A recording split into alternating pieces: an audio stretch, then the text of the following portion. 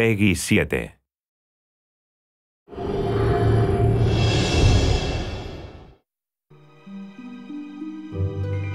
Disney Epic Mickey, The Power of Two, was always planned to be about Oswald as a featured player. Now you get to be. Oswald is the quintessential forgotten Disney character. He was a major superstar in his time, and I think using him in Wasteland to be the driving force of what's going on there is the perfect choice.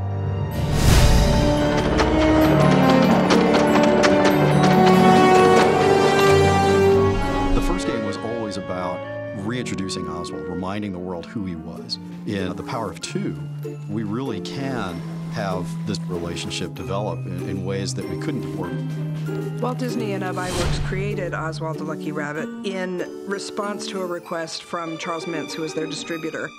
They wanted a new character and created a cartoon called Trolley Troubles.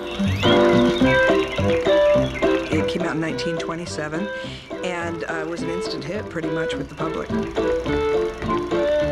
the cartoons Walt and iWorks made, he's always had an amazing sort of plastic quality. He can take his head off and roll it around like a bowling ball. He can break down into a dozen little versions of himself. He was constantly using his ears. He would wind them up like a helicopter, or he'd use them as an oar. We wanted to use some of those things that Walt and Ub created as gameplay elements. When Walt went back to New York to renegotiate the next year's series of cartoons, Charles Mintz told him at the time, not only am I not going to give you more money for these cartoons, but I actually own the character through your contract, and I've hired away most of your animators, and so you're going to have to do things the way I want you to. And Walt wasn't about to do that, and so he was just devastated. On the way home, on the train, he thought, well, I've got to come up with another character, so he started thinking about what they could do. And when he got back here to Hollywood, Walt suggested this mouse, and they named him Mickey.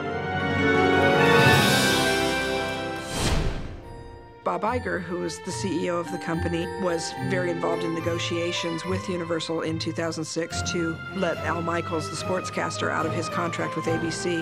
But during those negotiations, Bob suddenly piped up with an idea as part of the negotiations to bring Oswald back, trading Al Michaels for a cartoon character. I think even Al Michaels was surprised by that. Having something like this come up, something cutting edge and brand new, reawaken an interest in a character that's been gone for over 80 years is really exciting to a historian. But the fact that he's taking that next step is huge for me. I love that little guy to death, and I want to see him as big and as famous as Mickey. So this is his next step towards having his own star on the Hollywood Walk of Fame, you know?